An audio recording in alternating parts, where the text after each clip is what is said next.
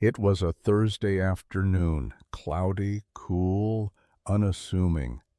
I had just come back from Kroger with a bag of canned beans, a rotisserie chicken, and a couple of apples when I found the key didn't fit. Same brass key I'd used for 28 years. I jiggled it, tried it again. Nothing. The deadbolt had been changed. At first I thought it was a mistake, a fluke. Maybe the lock had jammed. I knocked. Then I knocked harder. That's when I saw Laura, my daughter-in-law, peek through the living room curtains and vanish. 10 seconds later, my oldest son, Jeremy, opened the door just wide enough for his face to show. His expression looked like stone, but the kind that's been chipped away by resentment over time.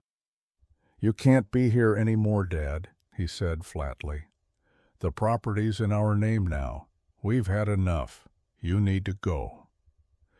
The plastic bag slipped from my hand, the apples rolling onto the sidewalk like marbles spilling from a child's pocket. I stood there, the cold wind biting into my back, staring at the door to the house I'd poured 3 decades of my life into. "What the hell are you talking about?" I whispered. "This is my house." "No," Jeremy said, his voice tight with something I still don't understand. "It was your house. You signed it over last spring. Remember?" Signed it over. The word sliced through my ribs. I remembered the conversation last year. Jeremy had said it was just paperwork to simplify things, in case something happened to me. He said probate was a mess, that it was smarter to get ahead of it. I trusted him. I didn't even read the damn forms. He printed them from his office, stood beside me while I signed. He said it was so my grandkids wouldn't be burdened if I died. I didn't die, but it felt like I had. "Laura doesn't feel safe with you here," Jeremy added. Eyes not meeting mine. "You walk around at night. You leave lights on. You make the place feel tense." "Tense?" I said. "That's my goddamn fridge I bought. The tile I installed. That's the couch your mother picked before she passed." He stepped outside then, held out an envelope. "Here's the official notice. You're not allowed back inside. Any belongings still in the garage, we boxed them. You can come back Saturday supervised to pick them up. That's it." He closed the door before I could say another word.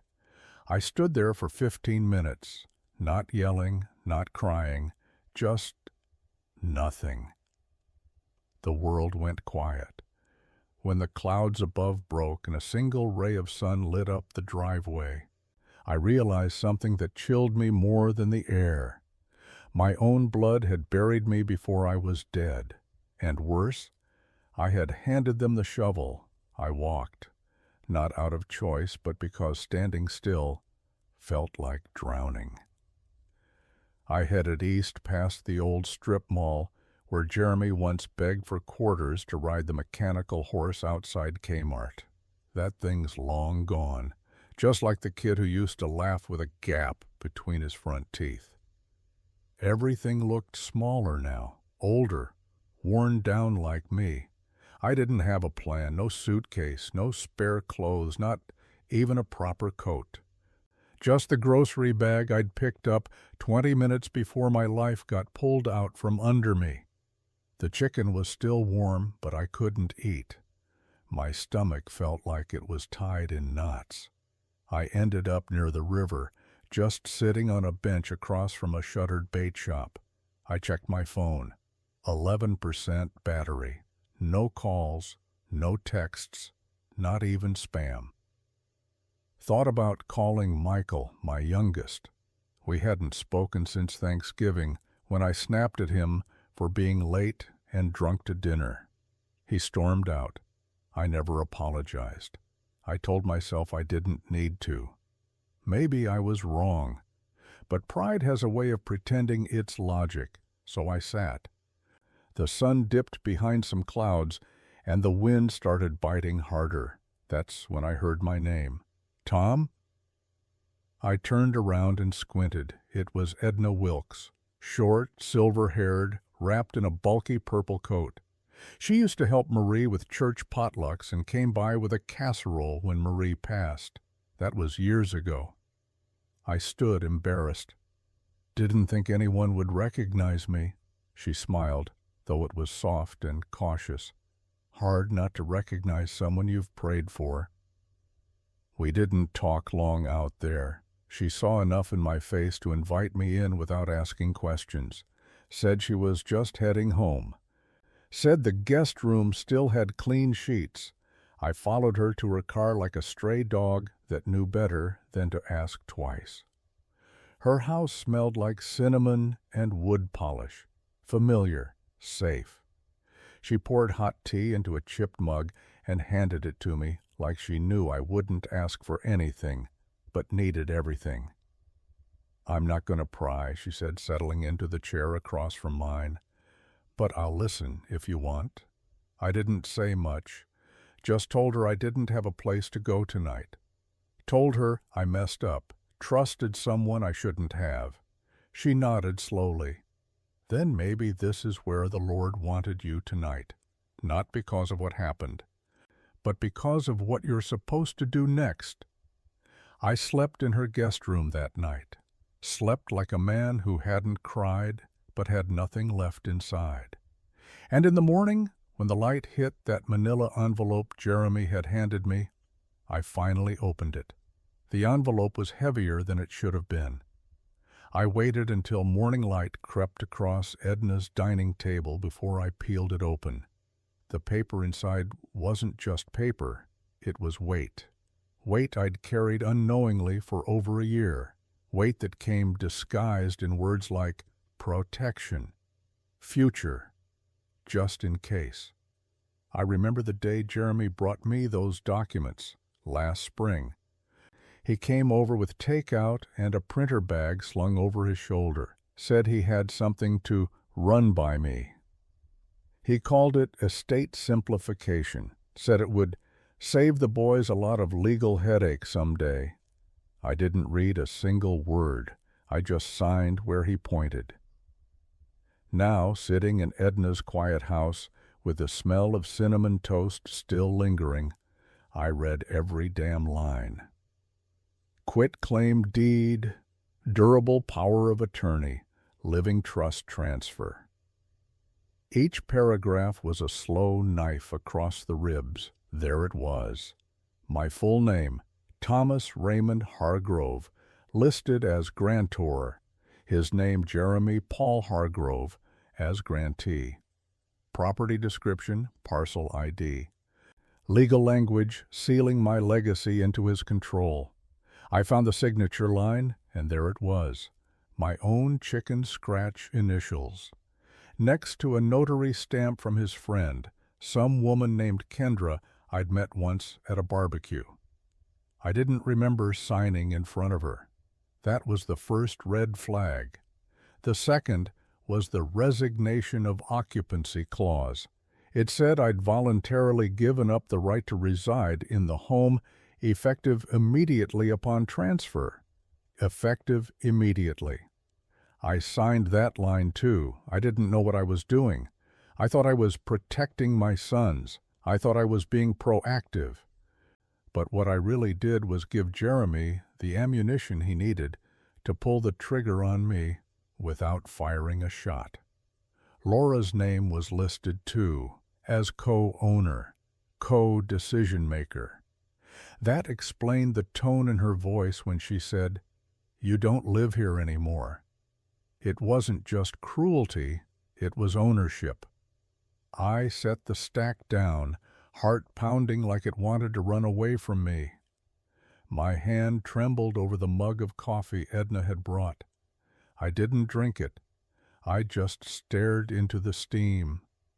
Somewhere between the pages I just read, I stopped feeling sorry for myself. Something else settled in. Not anger, not yet, but precision. I'd been naive.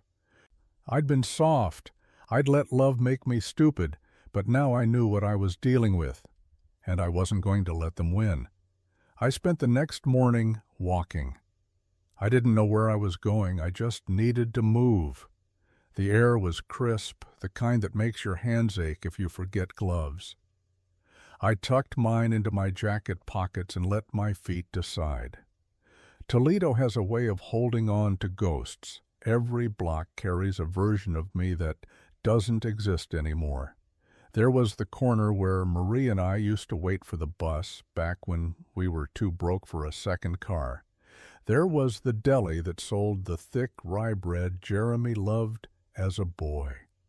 I passed the brick building where I'd coached Little League, and for a second I saw his 10-year-old face, mud on his knees, grin too big for his cheeks. All of it still there, none of it mine. I ended up at the library, same place I used to take the boys on rainy Saturdays. I didn't go there for nostalgia this time. I went there for answers. I asked the reference desk for books on property law. The young woman blinked like no one had asked for a real book in years, then pointed me toward the back shelves. I sat for 2 hours flipping through dense language I barely understood. But one thing was clear. What Jeremy did wasn't illegal. Not technically, just cruel, ethically rotten. The kind of betrayal that hides behind fine print and family ties. When I couldn't read anymore, I walked again. That's when I saw him, outside the Ace Hardware on Broadway, Carl Dempsey. We worked together for 18 years on HVAC crews all over the city. I hadn't seen him in at least 5. He squinted, then his face cracked into a smile. Well, I'll be damned. Tommy Hargrove. We shook hands. His grip was firm, familiar. What brings you down this side of town? He asked. I hesitated. Then I told him everything. Not in full detail, but enough to watch his smile drop into a slow shake of the head. That boy of yours? He said. I remember when he used to hang off your arm like you were Superman. What the hell happened? I didn't answer. I couldn't. But Carl clapped me on the back and said something I didn't know I needed to hear. You're not crazy, Tom, and you're sure as hell not invisible. He pulled a business card from his wallet, said he knew a guy. Used to work probate and elder law. Tough bastard. Call him. Even if just to talk, you've still got options. I took the card, and in that moment I remembered who I used to be, the man who could fix anything. Ducts, burners, people's furnaces in the dead of winter. I wasn't helpless. I just needed to remember how to use my tools again. I sat with the card in my hand for almost an hour. James McAllister, attorney at law, specializing in estate disputes, elder abuse, and property reclamation.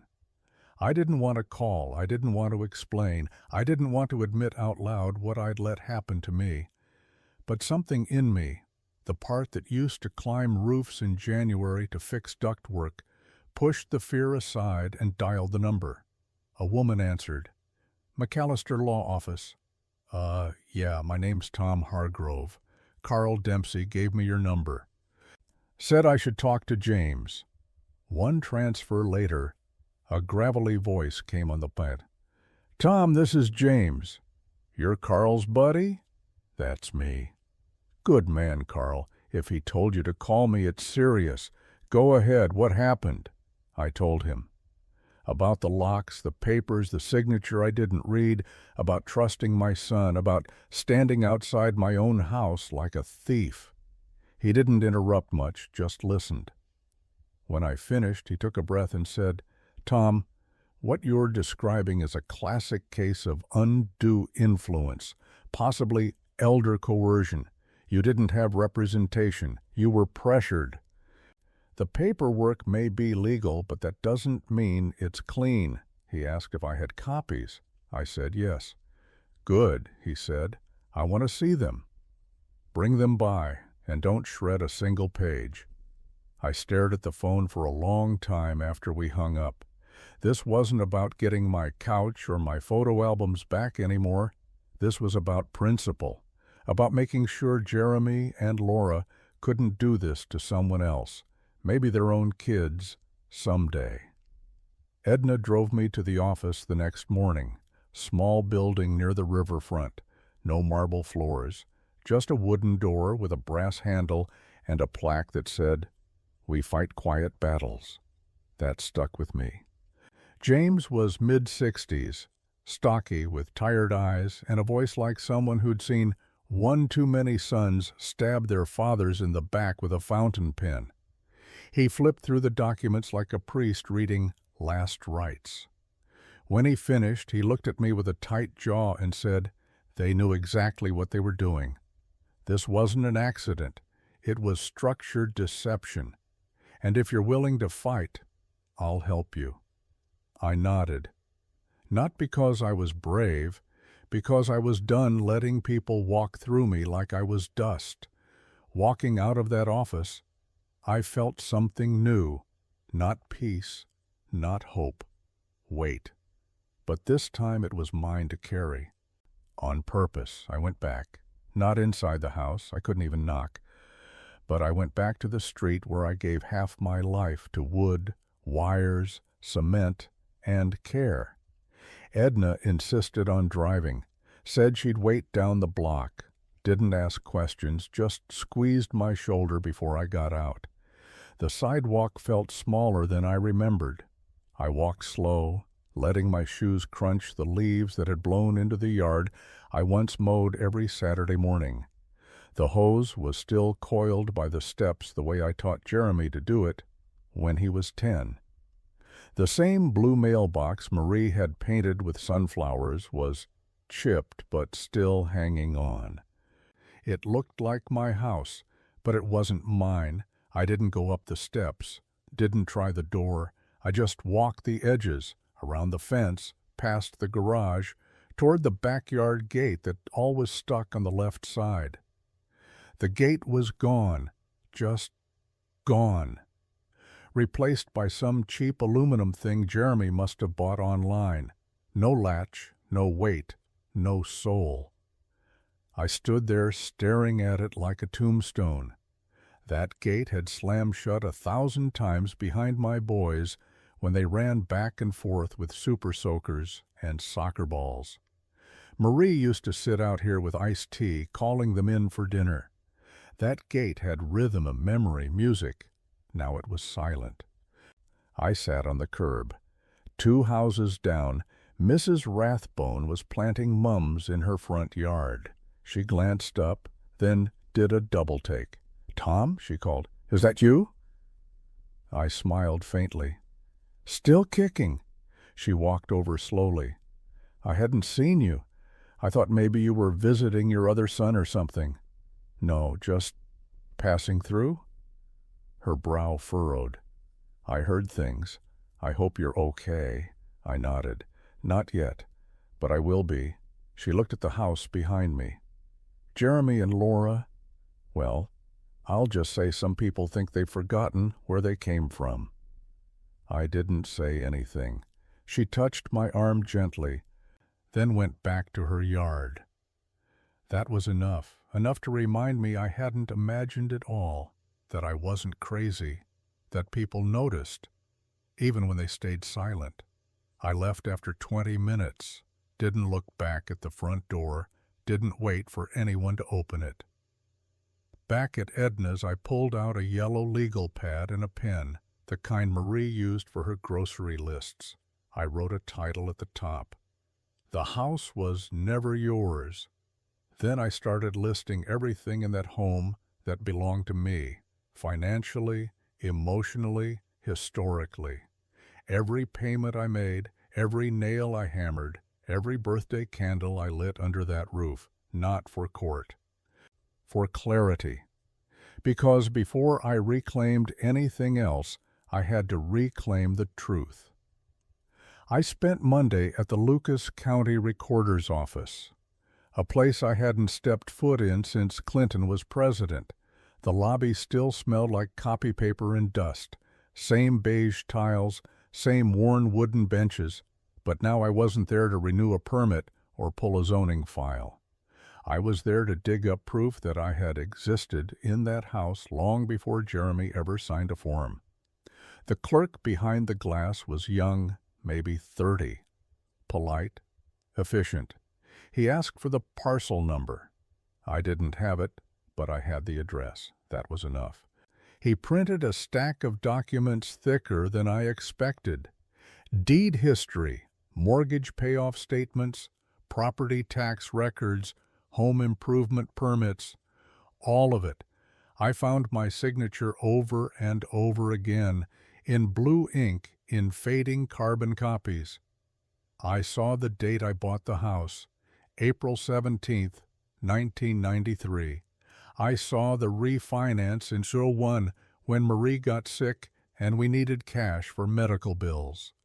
I saw the electrical permit I pulled in 2008 to replace the breaker panel myself. Every page was a breadcrumb trail back to the man they thought they could erase. Back at Edna's, I spread it all out on her dining room table. She brought me a sandwich and didn't say much, just glanced over the papers like someone watching a man build a raft after a shipwreck. I didn't keep any of this stuff, I admitted. I never thought I'd have to prove I belonged in my own home. She nodded. None of us do. That's how they get us. That night I sat with James McAllister again. This time with a folder full of receipts, permits, and a printed list of every renovation I had done myself. Tom, he said slowly, flipping through the pages, this doesn't overturn the deed, but it does show contribution, history, presence. And if they try to spin this like you were just squatting in your son's house, this stuff blows that apart. I leaned back in the chair. I don't want the couch, I said, or the television, or the damn shed full of tools. I just want it on record that I mattered there, that it wasn't theirs to take without a word. James nodded. And we'll make sure the record says exactly that. Later that evening, Jeremy's silence hit louder than any slam of a door. Not a text, not a single call. He knew I'd wake up eventually. He just didn't expect I'd come back to life with a paper trail. James slid the draft across the desk. Read it carefully, line by line. Once you sign it, this becomes your statement. It was 4 pages, neatly typed. Headed, Affidavit of Thomas R. Hargrove, age 66, resident of Lucas County, Ohio. I read every word. It said I had lived in that home for 28 years, that I bought it with my late wife, that we raised our children there, that I paid every mortgage bill until it was cleared in 2011, that in 2024, under the impression I was signing documents for probate simplicity, I unknowingly transferred legal ownership to my son and his spouse, without legal counsel, without fully understanding the implications. It said I was told it was just for safety, that it would protect the house in case I fell ill. It also said no rent had ever been paid to me, and no lease signed by anyone, not once in nearly 3 decades. It wasn't a rental property, it was my home. At the bottom was a blank line for my signature. I didn't hesitate. Pen to paper, Thomas R. Hargrove. After I signed it, James looked me in the eye. This doesn't change the title yet, but it sets the foundation. If this goes to court, this becomes your voice. I nodded. It's not the house I want back. It's the truth. Before I left, he asked, "Anything else you want to add for the record?" I pulled a folded piece of lined paper from my coat. "I wrote something. For my grandkids." He raised an eyebrow. "To include?"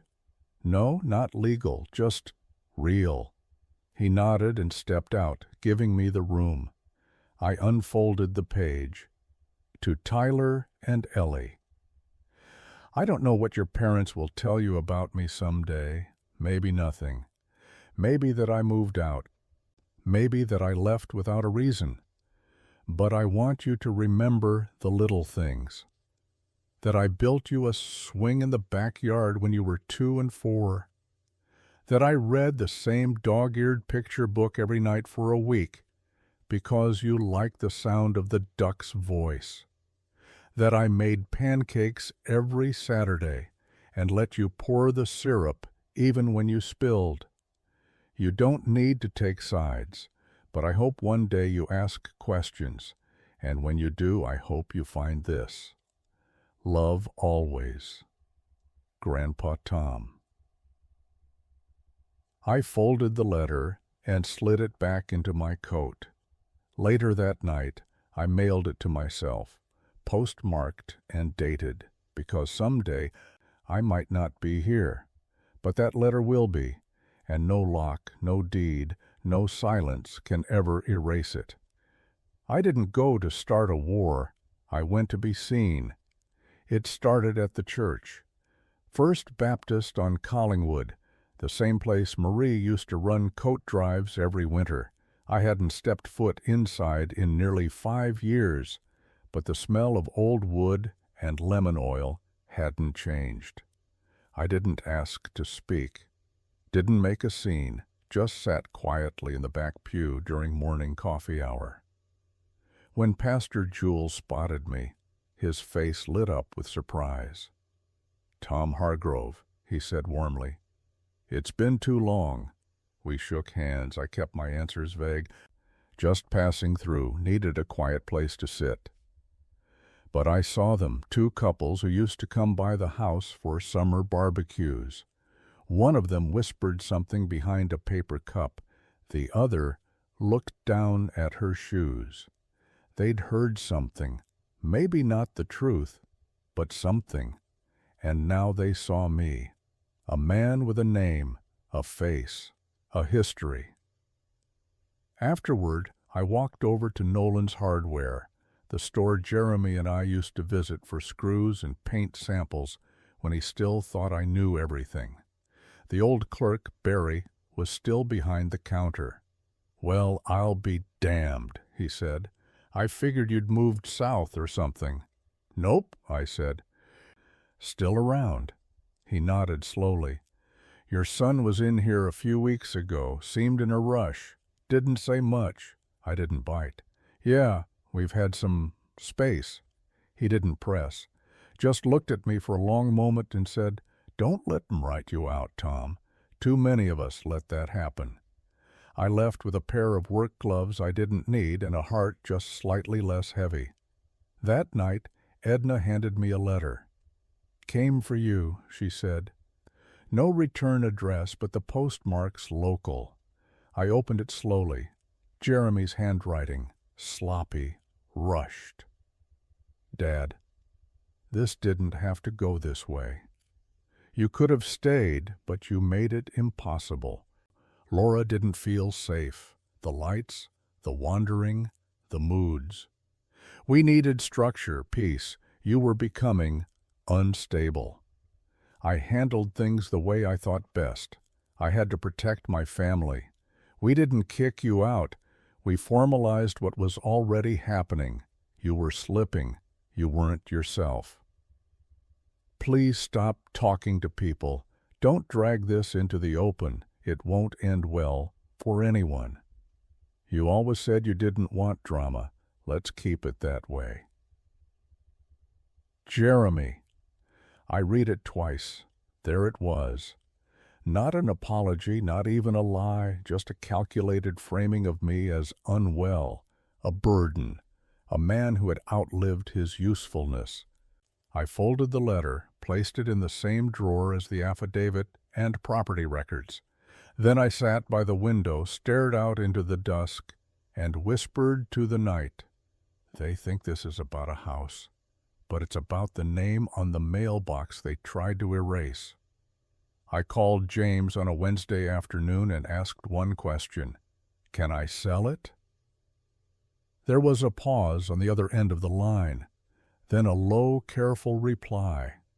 Technically, maybe. Strategically, we might be able to force a co-owner's sale.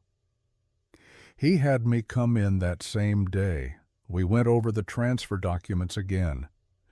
And that's when he pointed to something buried in the third paragraph of a clause labeled joint ownership with rights of survivorship.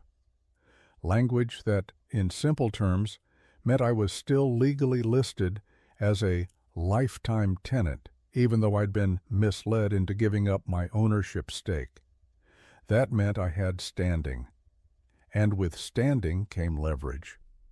If you make a formal move to liquidate your interest, James explained, we can file a partition action. Jeremy won't like it, but he'll have to come to the table.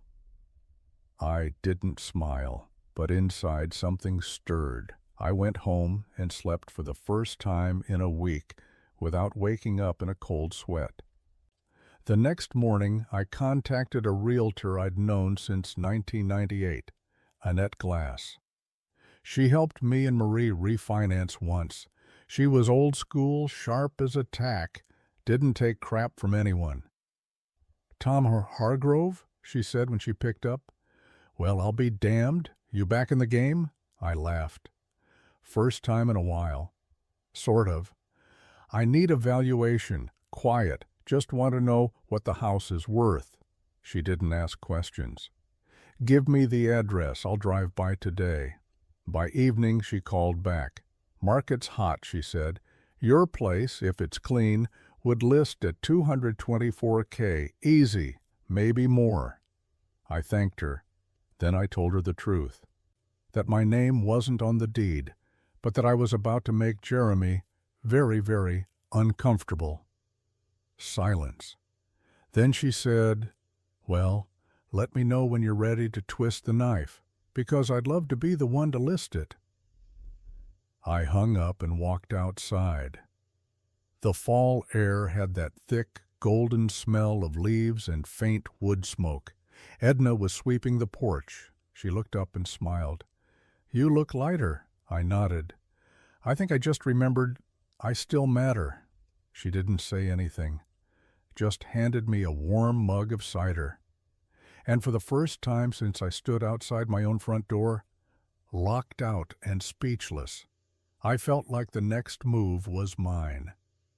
The courthouse smelled like printer toner and cold ambition.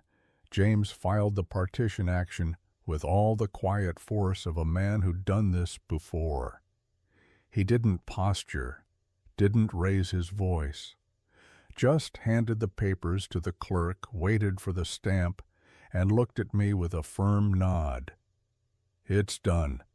They'll get served within 5 business days. I nodded, he added, and just so you know, this isn't about winning. It's about forcing a conversation they tried to bury. I walked out of that building taller than I'd gone in. Back at Edna's, I sat at the kitchen table with a cup of her awful decaf and tried to feel the weight of what I'd just done. But instead I felt steady. The next morning my phone buzzed. Block number. I let it go to voicemail. It was Jeremy. His voice was tight, clipped, like a man trying to stay calm while something cracked underneath. Dad, I saw the papers. What the hell are you doing? You're making this public. Laura's humiliated. Do you know what this looks like? He paused. We were just trying to help you. If this goes any further, I don't know what happens next. Click. I played it twice, then deleted it. Not because I wanted to erase it, but because I didn't need threats hidden in kindness anymore. I could smell them coming now. That afternoon I ran into Pastor Jules at the pharmacy. He looked concerned. I spoke with Laura at church, he said gently. She's upset, says you're stirring things up, that you're confused, that you're not well. There it was. Not just erasure, but reversal. They weren't just pushing me out, they were flipping the script, painting me as broken, bitter, unstable. I nodded slowly. Did she mention the part where they changed the locks and boxed up my life? He looked down. No, she didn't. That night, I couldn't sleep, so I wrote everything down. Every date, every phone call, every receipt, every memory tied to that property. Then I did something I hadn't done in years. I went out to the garage and found my old camcorder, dusty, heavy, still worked. I set it up in Edna's living room, hit record, and spoke. Not to the judge, not to Jeremy, but to the future.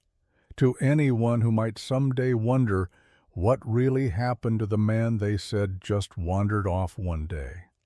I gave myself a voice, because they weren't going to do it for me. I never meant for the video to be seen by anyone but the judge. But after watching it back, I knew it was more than testimony. It was a record, a time capsule, a way to say, I was here, and they tried to erase me. I sent a copy to James just in case it could help the case. Then I gave one to Carl too, just to hold on to. He told me later he watched it twice in one sitting, called it the quietest damn punch I've ever felt. Word spread faster than I expected.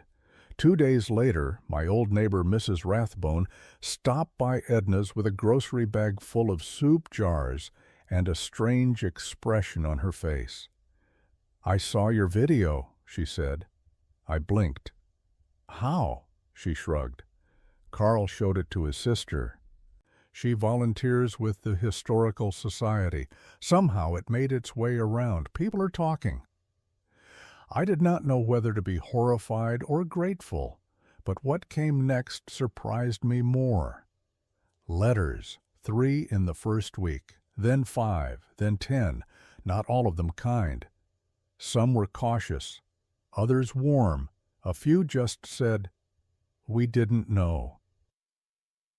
A man I hadn't seen in 20 years wrote, "My father died in a recliner after my brother pushed him out of the house. Your story sounds like his." Another letter came from a teenage girl I'd never met. She said, "My mom told me to stop watching your video. So I watched it again. It was more than I knew what to do with.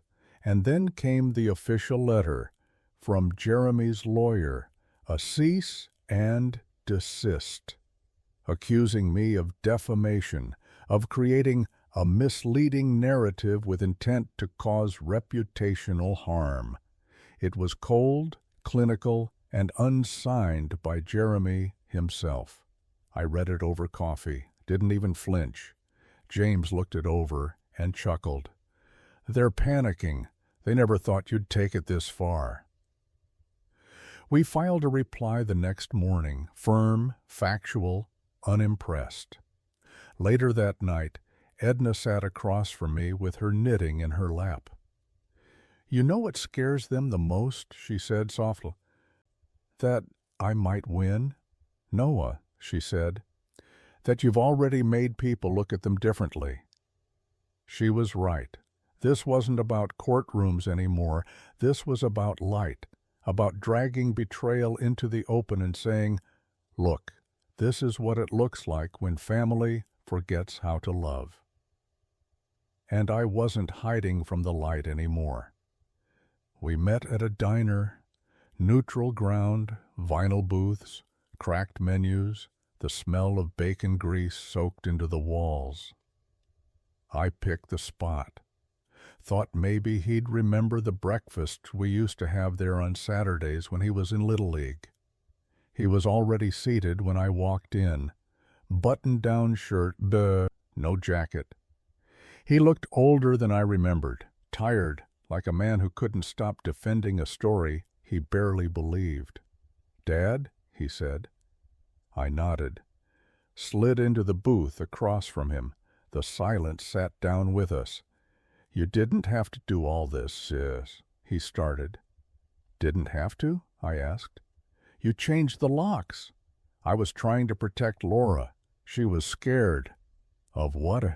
I asked. The man who made you dinner for 20 years? He didn't answer, just stirred his coffee and stared at the napkin like it held the script he forgot to memorize. You were becoming unpredictable, he said finally. You left the stove on once. You forgot to pick up Ellie from daycare. I blinked.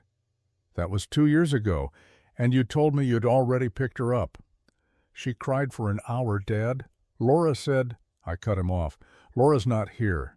He looked up then.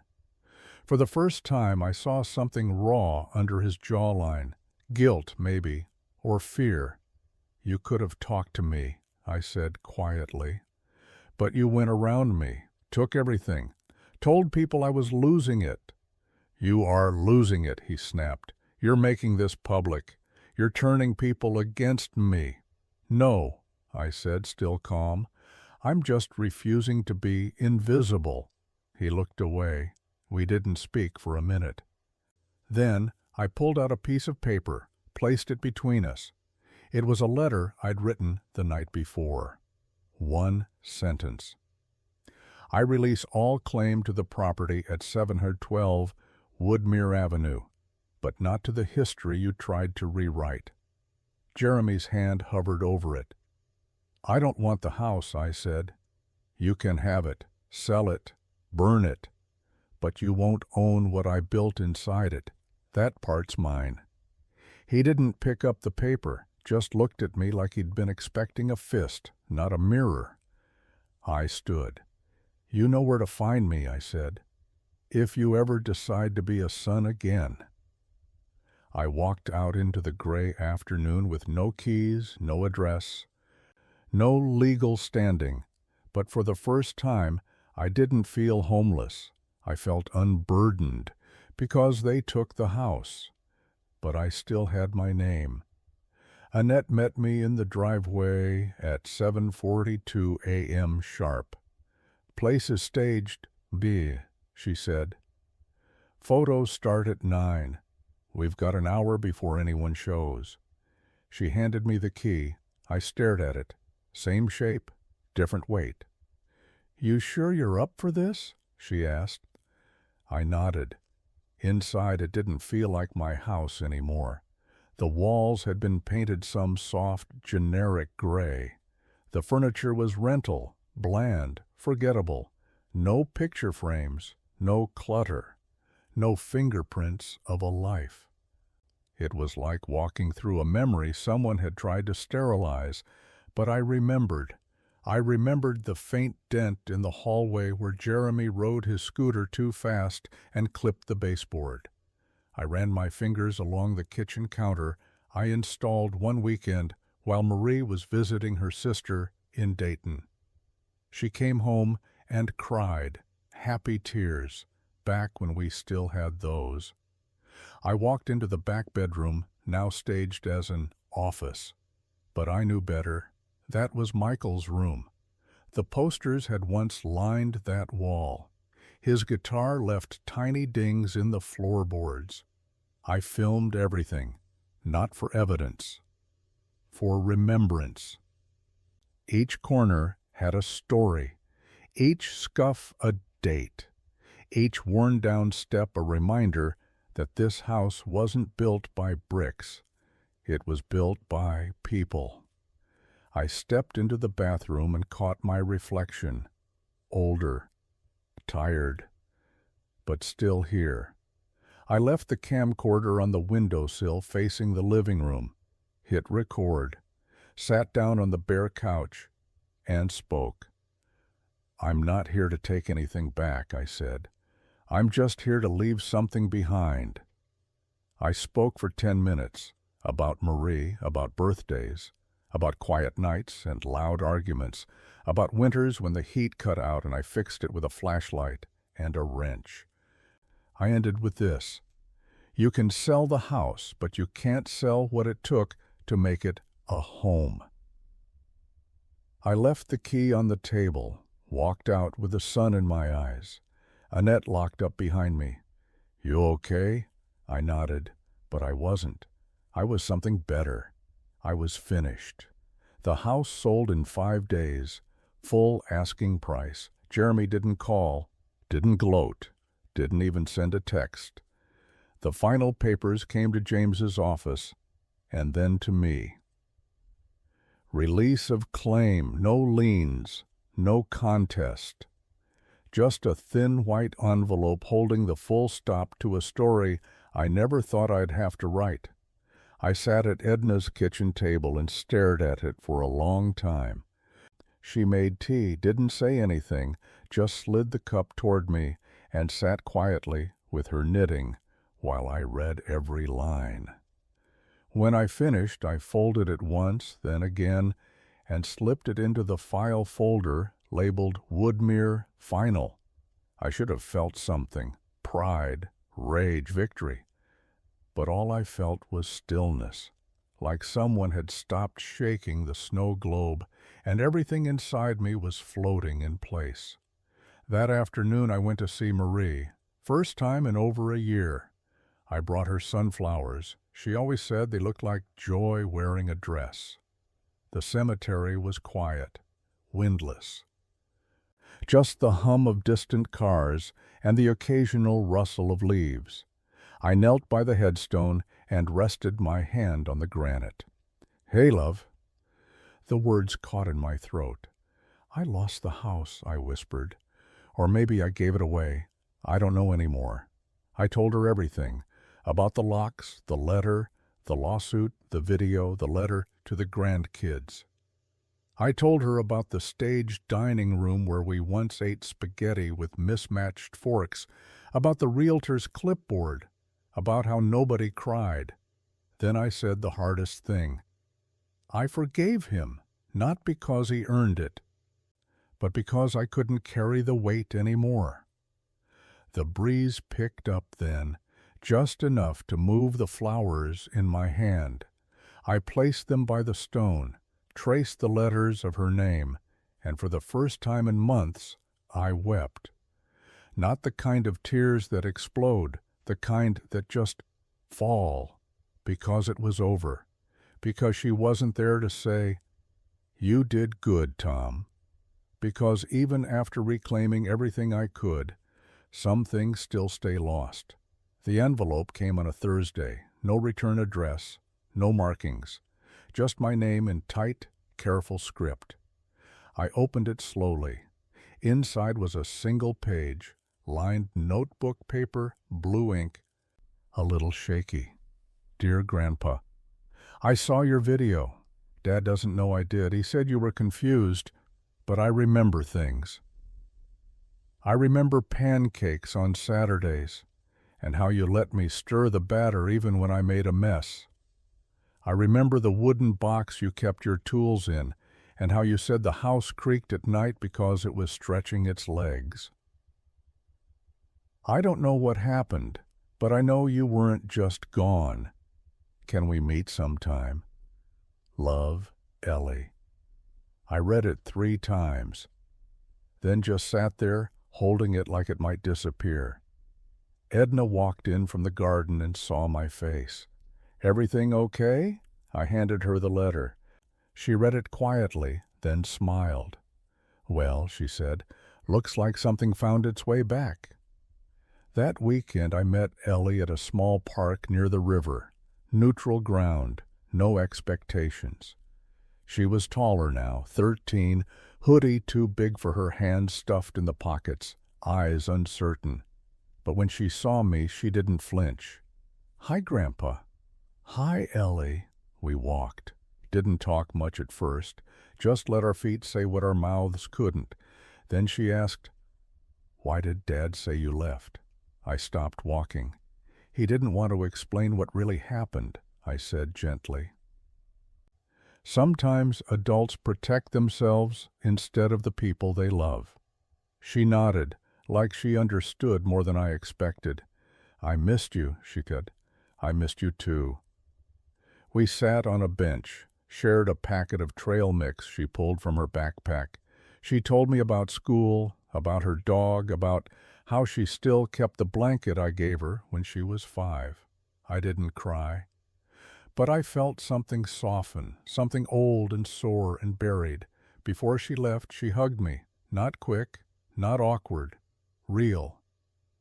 She looked up and whispered, "Dad's wrong, you know." I smiled. "I know." She walked away, and I stood there watching until she disappeared around the trees.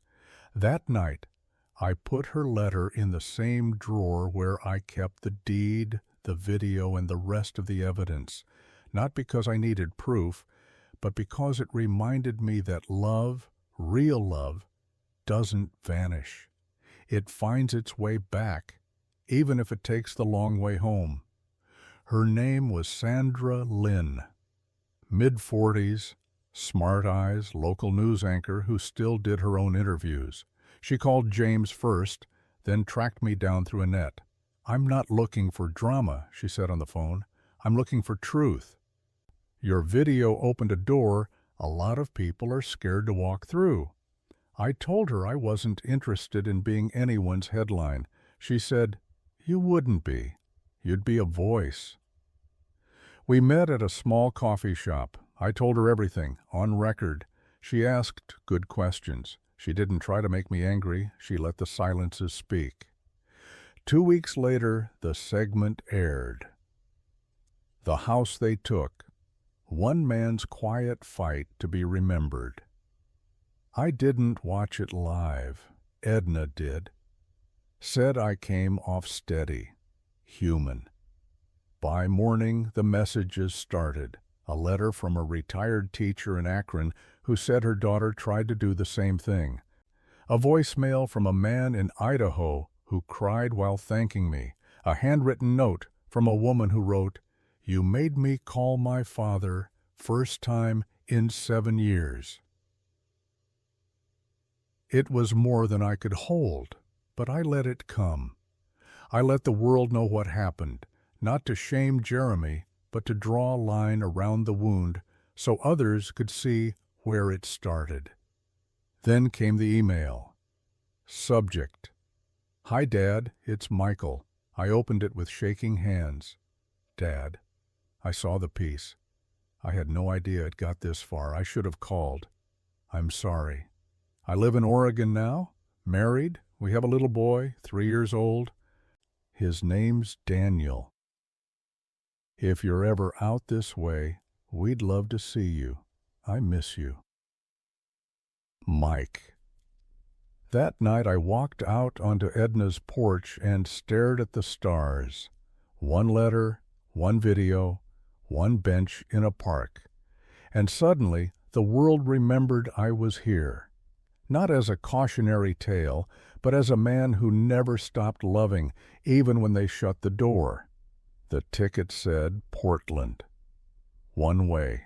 I hadn't flown in over a decade. I packed light. Just to carry on with 3 shirts, a sweater, and the old blue jacket Marie used to call Tom's second skin. Edna hugged me at the gate. "You sure about this?" she asked. "No, so," I said. "But I'm going anyway." The flight was smooth, quiet. I stared out the window most of the way, watching clouds drift by like unfinished sentences. Michael met me at the arrivals gate. He looked older, thinner, but when he saw me, he smiled like a boy who hadn't quite given up on the idea of home. "Hey, Dad." "Hey, Mike." He hugged me, tight. No hesitation. We didn't say much on the drive, just the usual. "You look good. Weather's nice. That road's new." Then we pulled into the driveway of a small 2-story house with peeling white paint and a porch swing swaying in the breeze. "This is us," he said. Inside, it smelled like crayons and coffee. His wife, Nina, was kind. Steady voice, quick laugh. And then there he was.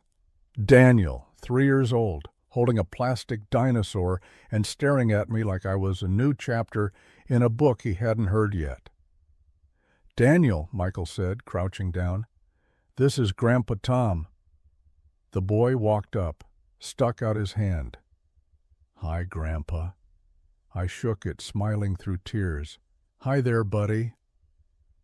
We spent the afternoon in the backyard. Daniel showed me his sandbox. Michael grilled burgers. Nina brought out lemonade. And I just, breathed. No tension, no lockboxes, no lawsuits. Just grass under my feet and a small voice calling, "Grandpa, watch this," as he dove off a plastic slide. Later that evening, Michael and I sat on the porch while Daniel napped. "I should have called sooner," he said. I nodded. "We all should have done a lot of things. But I'm glad you're here." "Me too." We sat in silence, watching the sky turn amber. Then I said, "You know, I lost a house, but I don't think I lost everything." He looked at me. "No," he said, "I don't think you did either." The porch light flickered on, and for the first time in a long, long while, I felt like I was exactly where I was meant to be.